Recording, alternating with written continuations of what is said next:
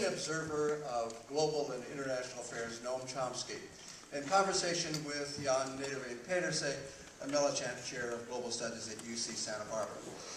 This event is made possible in part through the cooperation of the Pollock Theater, and I want to thank Richard Hutton for making these facilities possible and for videotaping the event. And I would also thank the Nuclear Age Peace Foundation, in particular David Krieger, the director, that made it possible to share Noam with us. Noam just gave the Kelly lecture last night for the Nuclear Age Peace Foundation in downtown Santa Barbara. Jan has been given some questions and comments from our faculty and graduate students that will help to stimulate the conversation. And Noam has agreed to respond to questions that you might have for about 15 minutes or so at the end of the conversation. We'll have hand mics that you can speak into, so you might be thinking of things that you might like to ask Noam during the conversation. Jan, introduce the topic, and I want to thank all of you for coming for this very special event.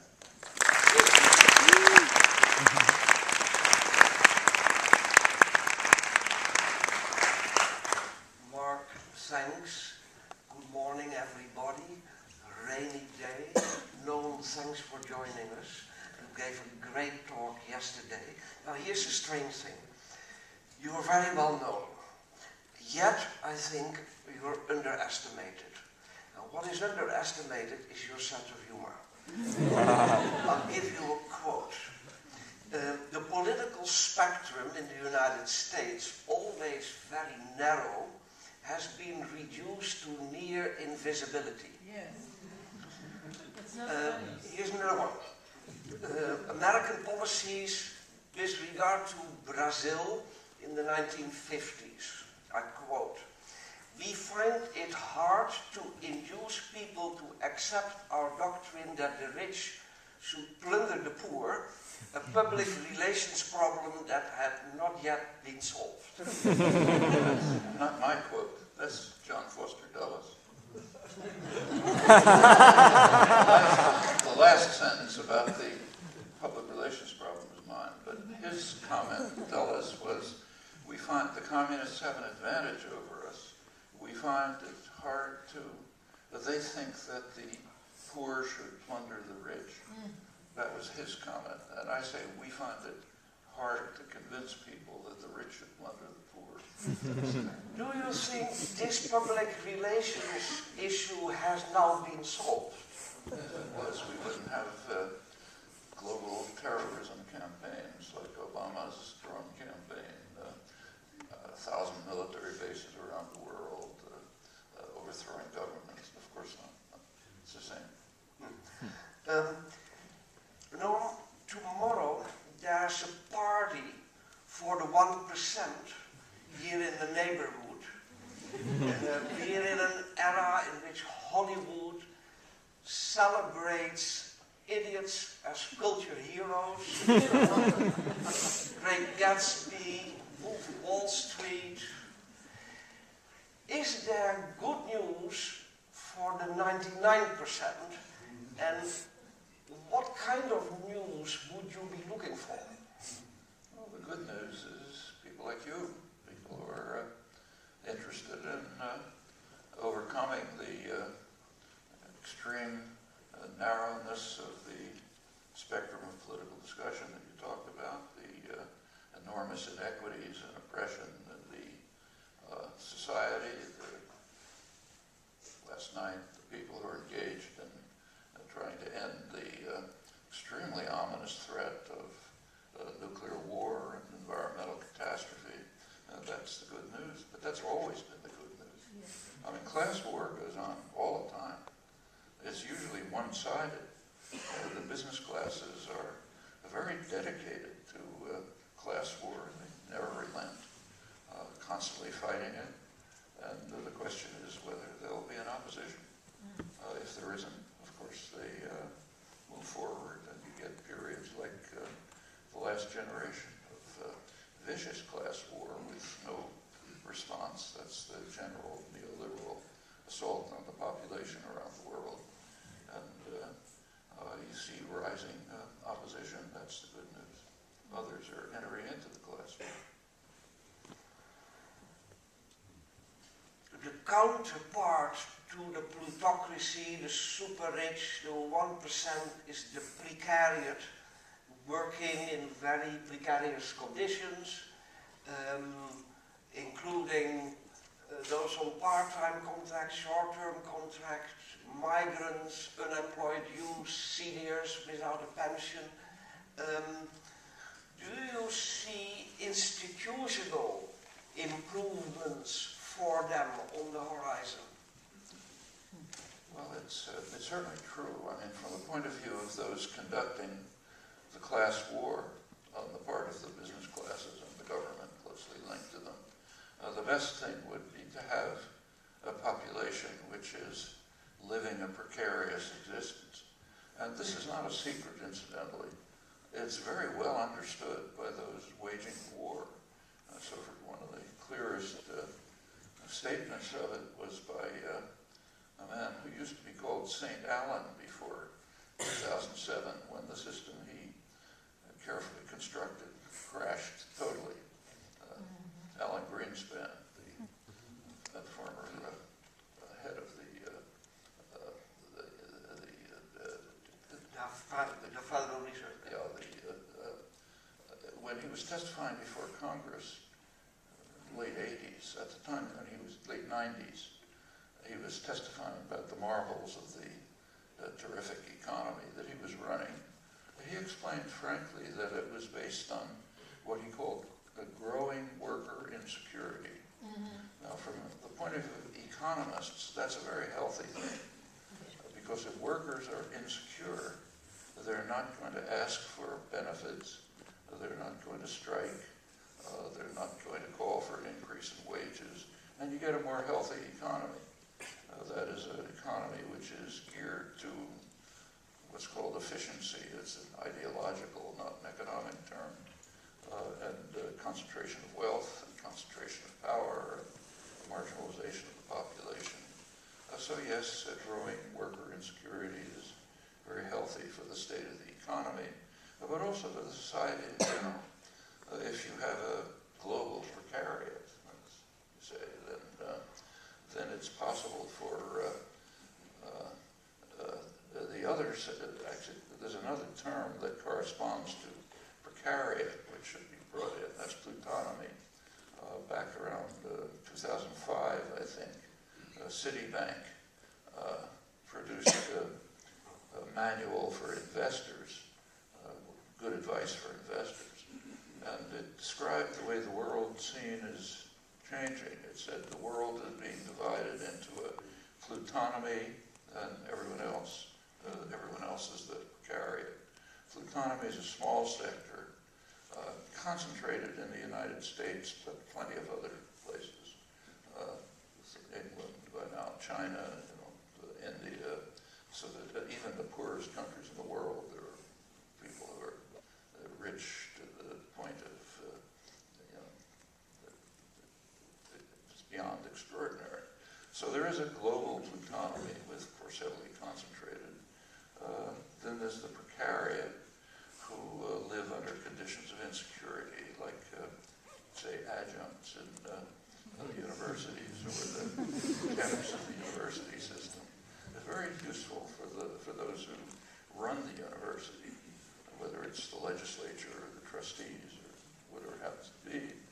If you have a large number of temps doing the work, very low salaries, no hope of advancement, no possibility, or limited possibility of organizing. There is actually some, but not much. Then they're easy to control, and you get a higher efficiency in the ideological sense. So a world that's divided into Plutonomy and a precariat would be a kind of a perfect world. If the precariat is willing to tolerate it, as always. Yeah. Last night, in your talk, you used the word "of course." And that word implies that there is pattern, and we are to recognize that pattern. And in your work on language, you are interested in deep patterns, universal grammar. And in your work on politics, likewise, you're interested in patterns, kind of a grammar of politics, which you sum up or describe in very plain language as power, profit, and doublespeak. Now, in the sense that this is how hegemon states, corporations, and media behave. Of course. Now, in politics and economics, are there also questions that perplex you, that puzzle you, that fall outside the pattern, or for which you have not yet found a place in the pattern or a name to give it? Well, plenty of them. In fact, I just gave a series of lectures at Columbia on philosophy department on one of them was on the theme of something I called 40 years ago, problems and mysteries. Problems, meaning by that a distinction between matters that we are in principle capable of understanding. We may not understand them, but they fall within our cognitive reach. You can imagine how we might understand them. Those are problems. Mysteries simply fall beyond our cognitive reach. And those are quite deep-seated. They're right in the physical sciences. They're not so recognized enough, but if you look over the history of the physical sciences, and then when you get to the social sciences, this magnifies beyond real discussion. But at the core of the physical sciences, the hard physical sciences, there are mysteries for humans which are tacitly understood to be beyond the level of understanding, human understanding. There's classic moments of this. You take the early modern scientific revolution, which began basically with Galileo and his contemporaries, early 17th century. They wanted to overcome neo-scholastic mysticism going back to, with its Aristotelian origins. They were confronting a scientific world in which explanations were given in terms of what were called occult forces, sympathies, antipathies, things fall to the ground because that's their natural place, so on and so forth. They wanted to give real, Galileo and others wanted to give real explanations. And they had a concept of explanation, of intelligibility, namely, there had to be a mechanical explanation. The world had to be accounted for as a machine. And by machine, they meant something very concrete, something that an artisan could build, something with gears and levers and so on and so forth. And in fact, it was supposed to have been built by a super skilled artisan. So an intelligible account for, say, Galileo would be an account in terms of mechanical principles. It's called the mechanical philosophy. The philosophy just meant science in those days. So mechanical science. The world is a machine. Galileo recognized that he was incapable. He lamented at the end of his life. He'd been incapable of accounting for the motions of the planets, the tides, and so on in mechanical terms. So this was not yet understood, but the concept of intelligibility was clear. This goes through the next century. The great scientists, Huygens, Descartes, Leibniz, Newton, all believed in the mechanical philosophy. And then a problem happened, and Newton discovered that it's false. The famous body-mind problem is based on the assumption that body is explicable in mechanical terms. Mind, Descartes recognized that there are things that aren't explicable in mechanical terms. Actually, the main one was normal use of language for good reasons, in fact. So that was the basis of mind. You have these two substances. Newton showed there are no bodies. He showed that nothing is explicable in mechanical terms. There are no machines. This is totally misunderstood, especially in the social sciences, where it's assumed that Newton showed that the world showed the opposite. He showed that you cannot account for it in mechanical terms. Newton regarded this as a complete absurdity. He said no person with any scientific intelligence could accept this, and he spent the rest of his life trying to overcome it. He had various... the problem was, how can you account for action at a distance, interaction without contact? So how can it be that if I move my hand, I move the moon? You know, there's no contact. That's the mystical force. But he was correct. It was an absurdity, but it was true, and it points to something that goes beyond the level of human intelligence. How can we deal with a world that's based on occult forces that we cannot comprehend? We have to accept them because they're true, but we can't comprehend them. Well, what happened, and this was well understood by his contemporaries, by John Locke, later David Hume, right through the 18th century. Since then, it's been forgotten. The concept, science simply limited its goals. Sciences since Newton have not attempted to develop an intelligible account of the universe. They've lowered the goals to trying to develop theories that are intelligible. That's a much lower goal. To understand a theory is one thing, to understand what it's talking about is another thing. But that goal has been abandoned. Well, there's a dramatic example of something beyond the level of human intelligence. And it goes on from there. When you go into more complicated things than basic physics, it expands all over the place. So, for example, human choice or animal choice is completely unintelligible to us. I mean, you can't deny that it happens. We all know perfectly well that we make choices and we make decisions. But it's not beyond the range of existing science. No one has a coherent idea of how you could explain it. Probably because it lies beyond the bounds of human cognitive capacities. I mean, if you think of the things we can understand, they pretty much reduce to determinism and randomness. So we understand things being determined, like a machine. You know, you turn a lever and something else turns. Or a thermostat. I mean, that kind of thing we understand. The concept of random behavior, that was understood in the 17th century. You know, some things just happen randomly. But suppose something falls beyond the bounds of determinacy and randomness. Well, it's beyond our cognitive capacities.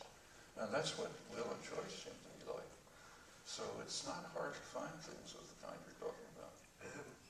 Maybe it's a good idea to talk about something simpler like neoliberalism. It's much simpler. That's easy to understand. Actually, it's misnamed. The very idea of a struggle that is fought on only one side is interesting. Here's a question though. When we criticize neoliberalism, we must show its contradictions and its limitations, because otherwise we do ourselves a disservice and we play for the wrong team. The outside of neoliberalism, as I see it, includes Nordic capitalism, my old neighborhood, and I know it well, and part of emerging economies, emerging societies, elements of it. Not in the sense that these are rose gardens, but in the sense that they are different and the differences are robust. Do you share that view? Partly, but I think we ought to take a closer look at the concept. The neoliberalism, first of all, is not new and it's not liberal. Yeah. So the term neoliberalism already is propaganda. Yeah. It's very old, old-fashioned class war, old-fashioned imperialism. Neoliberalism is basically the programs that were imposed on what became the Third World. You go back to the 18th century, actually the 17th century, the main industrial and commercial centers of the world were India and China. And the difference between the very rich and the very poor was not very great, maybe 3 to 1 in different countries. But something happened then. The main thing that happened is that what was called then liberalism was imposed on the colonized regions. They were compelled to follow market principles. The rich never did. The rich do not tolerate markets for themselves for very good reasons. They're too destructive. So this, first England and the United States and Germany, France, the rest of the developed countries, Japan, imposed highly state-directed forms of development. The United States was quite striking. You probably all know this history, but it's worth bearing in mind. When the colonies were liberated, they got advice on sound economics from the greatest economists of the day, like Adam Smith. And the advice was, follow the principles of sound economics, what we call neoliberalism. Don't have tariffs, no protection, because that, you can prove, interferes with maximal efficiency. For the colonies, that meant use British manufactured goods, which are much better than yours. Concentrate on what you're good at, what later came to be called comparative advantage. So produce agricultural raw materials, agricultural products, fish, fur, and so on, and take superior British manufactured goods. Crucially, don't try to monopolize the commodities for which you have a natural advantage. And the most important one in those days, of course, was cotton. Cotton was kind of like the oil of the early industrial revolution. What did the colonies do? Exactly the opposite in every respect. Very high tariffs, block superior British manufacturers, develop your own textile industry later in the century, the steel industry, blocking superior British products and so on, all the way across the line. A massive state intervention in the economy, the railroads, the conquest of the territory, extermination of the population, conquest of half of Mexico, slavery, which is the most extreme interference with market principles you can think of. Monopoly efforts, strong efforts to monopolize cotton. The Mexican War was fought largely to try to, and the annexation of Texas, to try to obtain a monopoly of cotton. Actually, the presidents are very explicit about this. The Jacksonian presidents, Tyler, Polk, he said, yes, if we can gain a monopoly of cotton, we can bring England to our feet. Remember, England was the big enemy. That was the powerful military state who was blocking U.S. expansion. The U.S. couldn't conquer Canada, couldn't conquer Cuba. The British were just too strong. But we could bring Britain to our feet if we could monopolize cotton. And came pretty close. And of course, over the century, the relations of power shifted. Now, that's how the United States developed, right to the present.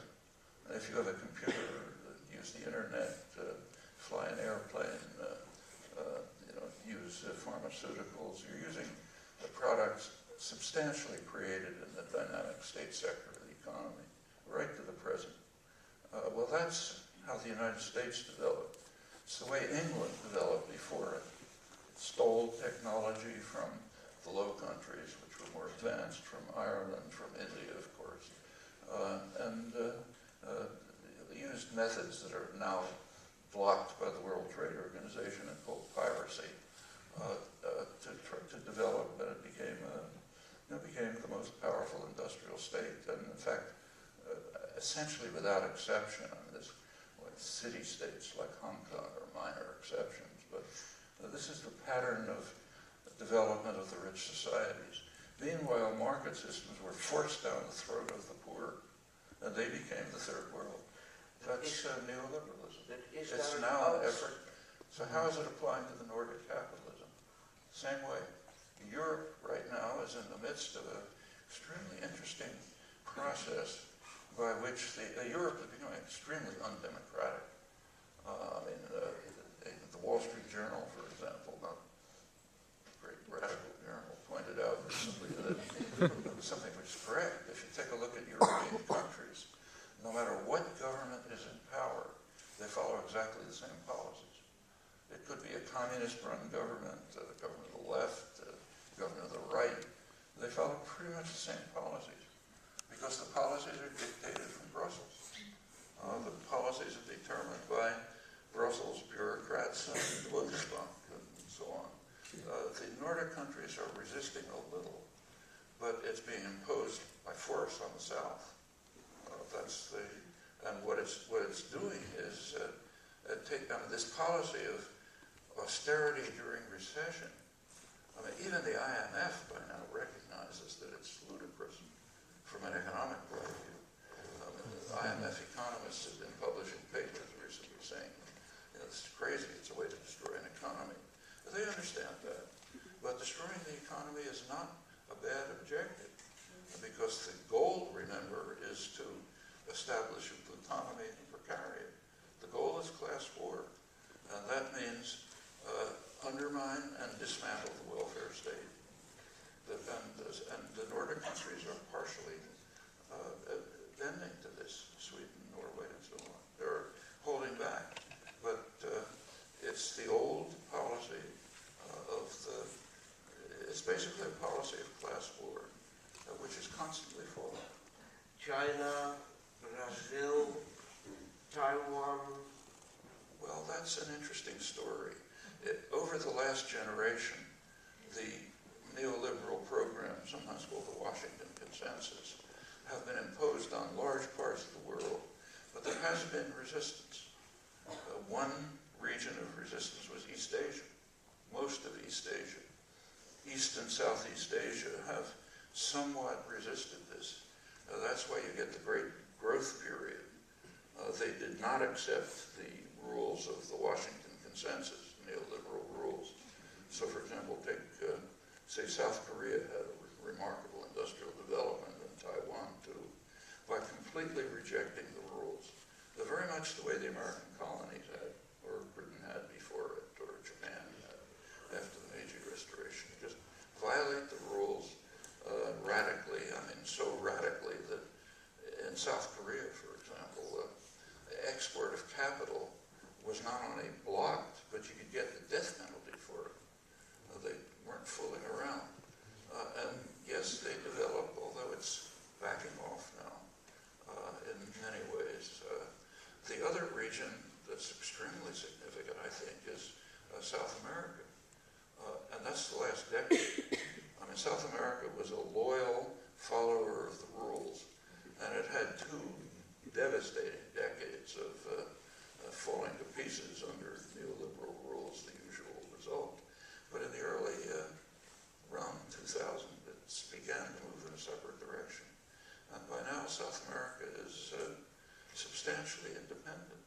And that's, I think, a change of really historical significance. That's the first time in 500 years since the conquistadors arrived that South America has largely freed itself from imperial domination. Last century or so, that's meant U.S. domination. And it's pretty remarkable the way it's in economic terms, it's correct, but in other terms too. So, for example, there was a striking illustration of this was a couple of months ago. There was a study by the Open Society Forum of participation in rendition. Rendition is the most extreme form of torture. That's the form in which, that's the U.S. policy in which instead of torturing people yourself, you send them to your favorite dictator, Assad, Mubarak, and they'll torture them for you and get out the information you want or whatever you want to get from them. That's rendition. It's the most extreme form of torture that anybody's ever devised. This was a study of which countries participated in it. And the results were quite interesting. Most of Europe participated, including the Nordic countries like Sweden. They participated actively in ultra-torture. The Middle East, of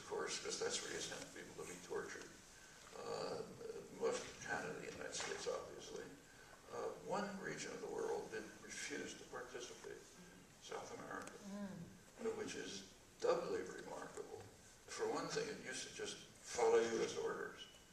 And secondly, while it did, it was the center of world torture. That's a very striking result. And it's showing up in other ways too. If you take a look at hemispheric conferences in the Western Hemisphere, by now, the United States and Canada are almost totally isolated. The last hemispheric conference was in Cartagena, Colombia.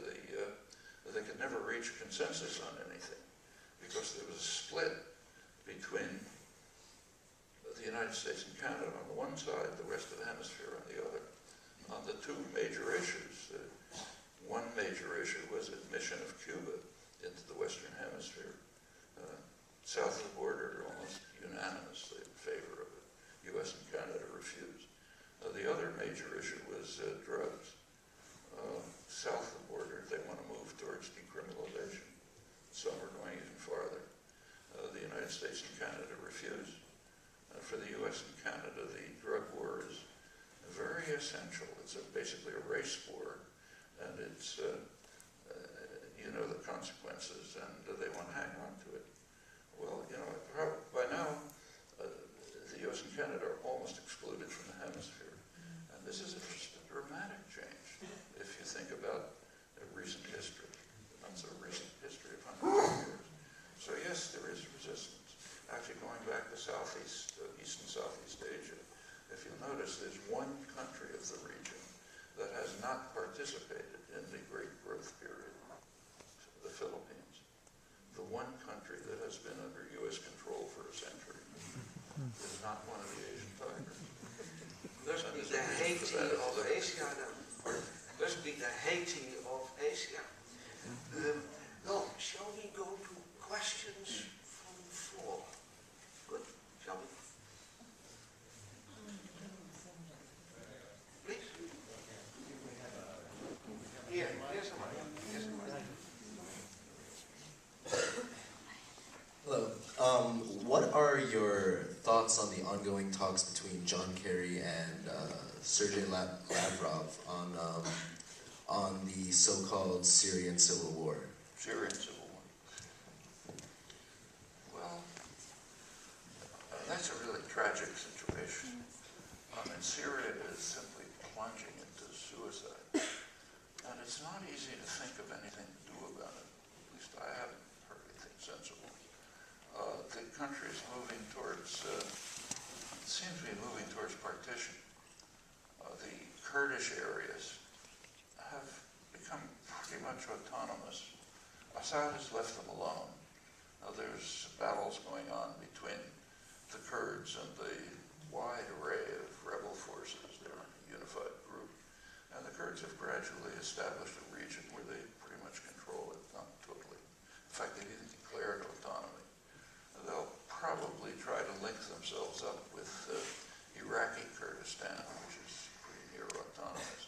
But that's tricky because Barzani, at the head of Iraqi Kurdistan, is opposed to the Syrian Kurds. He's trying to make a deal with Turkey for all kind of economic reasons.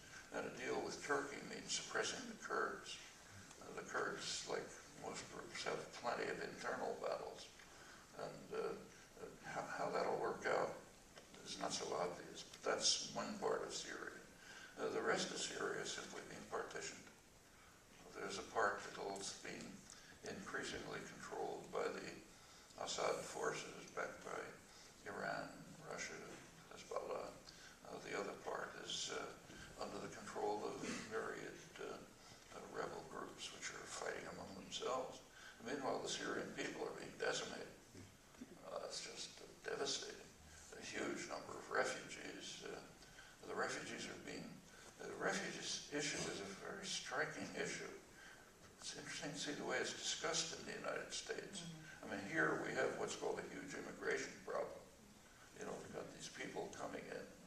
Why are they coming? So, for example, where I live around Boston, there's a big Mayan community. These are people coming from Guatemala, the Mayan highlands. Why are they coming to fleeing? Well, you know, the region was subjected to a genocidal war, which the U.S. supported. Reagan was a strong supporter of it. Places destroyed, so people flee, come to the rich country, so it's illegal refugees. We have to deport them. Others are coming from Mexico, largely as a result of NAFTA. Predictable effect of NAFTA was wipe out Mexican agriculture. So what happens next? Okay, so we have these illegal immigrants. Obama has broken all records. He's deported almost 2 million of them. That's the U.S. Now, there are other countries, like, say, Lebanon and Jordan and Syria and Iran, where they absorb refugees, huge numbers of them. I mean, Lebanon, for example, is a country of 4 million people. It has about 700,000 Palestinians, and by now about 1 million Syrians.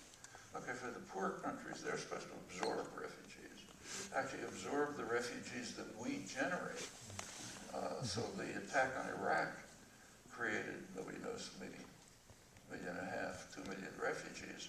Okay, they're absorbed in the neighboring countries like then Syria, Jordan, Iran, Lebanon. That's their job. Their job is to absorb the refugees that we generate. Our job is to drive out the refugees who we generate. And this is discussed, it's not, the enormity of this, it doesn't even begin to be discussed. I mean, maybe you can't do much for Syria. I don't know of a good proposal, but at least we could be taking care of the refugees.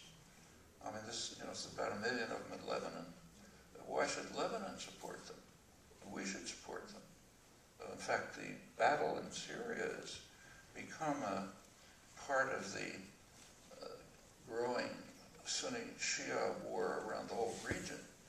That was inflamed by the United States. I mean, in Iraq, there's been simmering conflicts, but there was never a sharp Sunni-Shia conflict until after the U.S. invasion, which created it. Now it's spread over the region. It's devastating large parts of the region. We have a large share of responsibility for it. We're the ones who should be supporting. Well, these are things you could do. Apart from that, if anybody has a suggestion, I haven't heard it. In fact, about the only proposal that makes any sense is the Lakhdar Brahimi initiative through the United Nations, which Russia has supported, and going back, Kerry has mildly supported. It's a thin reed, it's not easy to see how it could work, but there's no other proposal that I know of.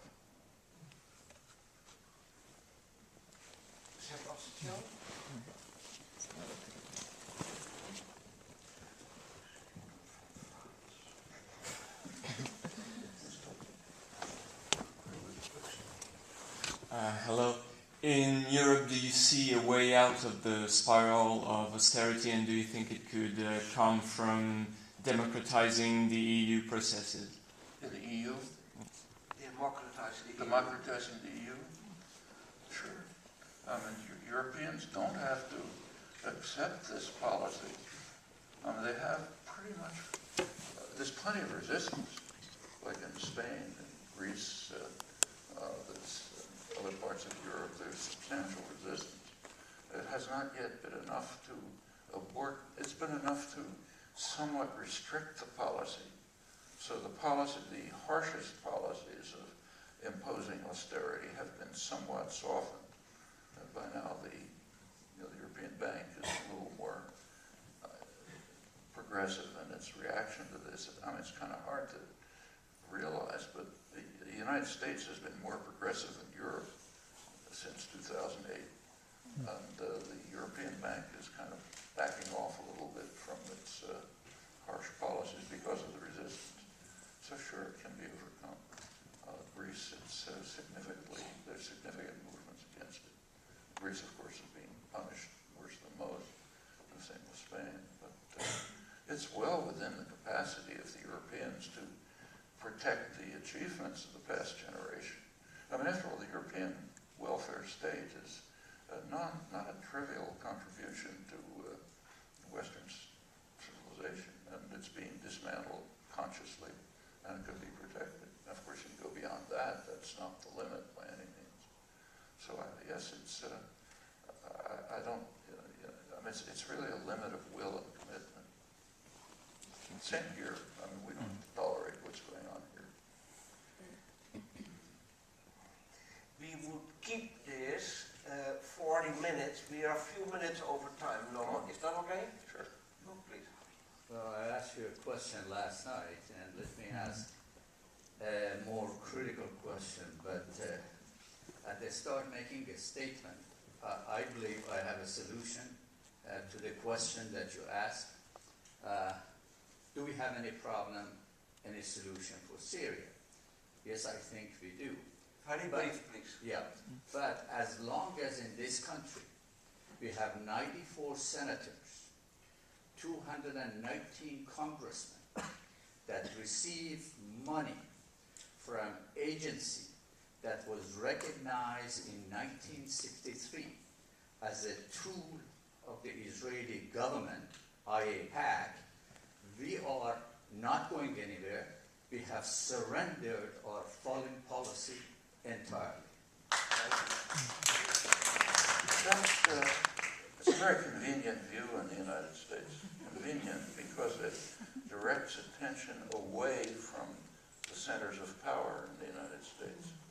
And anything that directs attention away from the centers of power is almost guaranteed to be popular.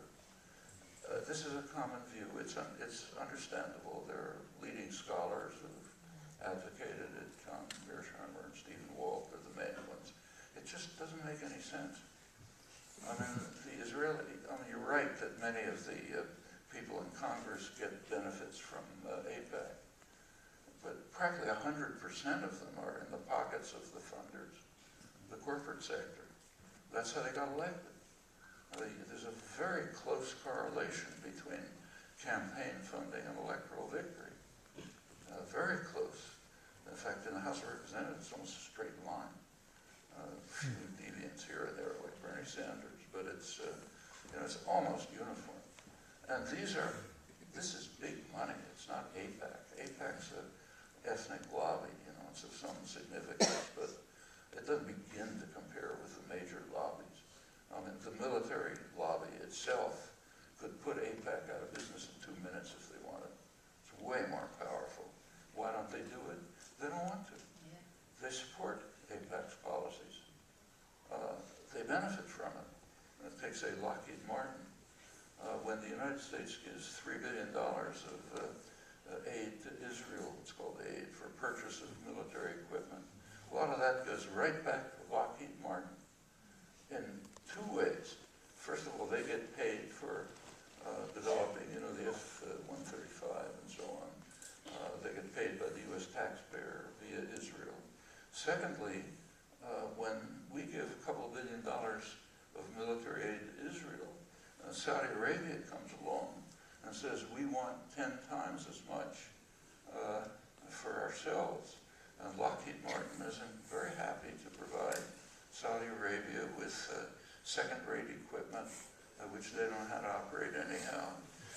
They're getting a $60 million aid grant as compared with Israel's $3 billion. All terrific for the military, directly for military industry. Furthermore, there are extremely close interactions. Some of you may have seen one of the most important leaks from WikiLeaks. Didn't get much publicity. It was quite important. It was a list of a Pentagon list of strategic sites, super high value strategic sites around the world that have to be protected, above all else. One of them was Rafael Military Industries, right outside Haifa, major military complex, closely integrated with the U.S. military. It's one of the places where drone technology was developed, for example. It's so closely integrated that Rafael transferred its management offices to Washington. It's an Israeli industry. Its offices are in Washington because that's where the money is. And that's just symptomatic of extremely close relations. High-tech industry in the United States, like, say, IBM and so on, they're increasing their investments in Israel, not because they love Jews. It's just a good place for them to invest. Actually, Warren Buffett just spent a couple $1 billion picking up some industry there and said it's the best place to invest outside the United States. And it's close intelligence connections and so on. So why doesn't the military lobby stand against AIPAC? Because they support the policy. They do. The same is true of other sectors. And in fact, when the U.S. opposes Israeli policy, which happens regularly, AIPAC disappears. In fact, it's happening right now in front of our eyes. AIPAC's leading goal was to try to get the Senate to pass legislation that would essentially block the Iran-U.S. negotiations. But They failed. Pardon? But who created two proxy war? As long as we fought for two proxy wars, that is of benefit to the military-industrial complex that is only filling the pockets of the rich. That's the benefit. Yeah, that's true, but that's nothing to do with AIPAC. Nothing. Yes. I mean, it's, in this particular case, AIPAC backed off, but it's happened over and over. I mean, even George W. Bush, very pro-Israel, there was one point at which there was a real conflict with Israel. Israel's a military-based economy, high-tech military production. They want export markets. The big export market, of course, is China. So they've been dying to get into the China market. U.S. won't let them. The most recent occasion was 2005 under Bush, when Israel was trying to upgrade the missiles for China, and the U.S. Bush administration said you can't do it. They said they were going to do it anyway, at which point the U.S. came down on them like a ton of bricks. It blocked visits from high-level Israeli officials. They were not allowed to visit the United States. And they were compelled to issue a formal apology for having tried to do this and to pass legislation blocking it. A real humiliation. You didn't hear a peep from AIPAC out of this. The reason is they're not idiots. They know they cannot confront U.S. power, and when there is a conflict, they back down. This happens time after time. For a time, I could give you a long list. So there's good reasons for, but I think we should be cautious initially about any proposal that directs attention away from the centers of American power. It's always going to be convenient to accept a proposal like that. Doesn't prove that it's wrong, but it's an initial reason for skepticism, I think. One more question. Hi, thank you, Professor Chomsky. In terms of reigniting the democratic processes here at home, what role do you think whistleblowing has to play? What? Whistleblowing. What role do you think reigniting the democratic process here? Reigniting democracy. Also, do you think whistleblowing will ever be institutionalized so that people like Snowden or journalists like Glenn Greenwald don't have to run away for their lives? Sure, we should try to democratize society. It's not impossible after all. I mean, there used to be a quip, I think maybe it went back to C. Wright Mills, I don't recall, that the United States is a one-party state, business party, with two factions, the Democrats and the Republicans, which are different. It's not entirely true anymore. It's still a one-party state, the business party, but there's only one faction, and it's not Democrats. It's moderate Republicans. The Democratic Party today is overwhelmingly what used to be called moderate Republicans. But meanwhile, the Republican Party, so-called, has just drifted totally off the spectrum. They're not part of the parliamentary system anymore. That's actually recognized by the most prestigious conservative commentators. So, for example, Norman Ornstein, famous conservative political analyst, or the American Enterprise Institute, right-wing. He simply describes the Republican Party today as a radical insurgency, which has abandoned parliamentary principles. And you can see it in the last 8 years. Their only policies have been, of course, to enrich the super rich and to block anything that's done in Washington, period. That's been very successful, remarkably successful. This report came out, I think, yesterday in the New York Times of the looking at recent polls on this, and they're very interesting. Turns out that talking about the midterm elections that are coming up, a lot of polls about it. The public largely supports the policies of the Democrats, which the Democrats themselves don't support, but the supposed one, like higher taxes on the rich and Medicare and so on. Public supports those. At the same time, the public prefers the Republicans. And when you looked at the reasons, it's because the public is infuriated about what's called dysfunctional Washington. Now, the press is always talking about this gridlock in Washington, dysfunctional Washington. Dysfunctional Washington means the Republicans are committed to block anything that happens. Okay, so it's dysfunctional Washington blamed on Democrats. Public prefers the Republicans, but opposes their policies. Okay, this is really clever politics. It makes people believe there's a political system. People are driven into acting in extremely irrational ways. It's not the first time. So, for example, in 2012, there were 2012 elections. There were polls, a ton of polls go on, very interesting. On attitudes towards policy issues and towards political preferences. And it's striking to see how they separate. So, for example, one major study of Southern Tea Party people, that category, people identify themselves that way. Most of them are social democrats. They support higher spending on health, on education, on aid to the poor, not welfare, because Reagan demonized that, but aid to the poor, things like that. But higher taxes on the rich. But at the same time, they support the Republican Party, which is exactly the opposite. It's you take a place like, actually, there was a study of California recently, which investigated attitudes towards what they call big government, taxes and stuff. There was a very close correlation between the amount of aid that people got from the federal government and their opposition to the federal government.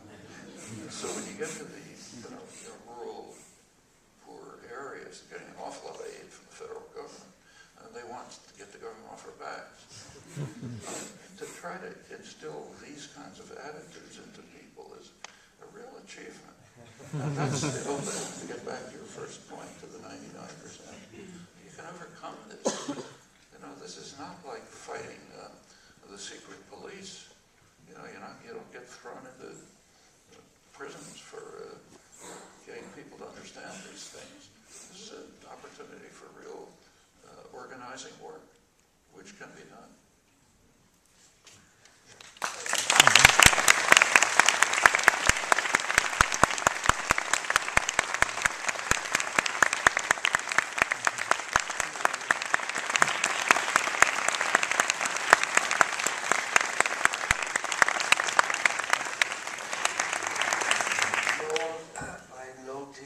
Today and in the past days, people cherish uniformity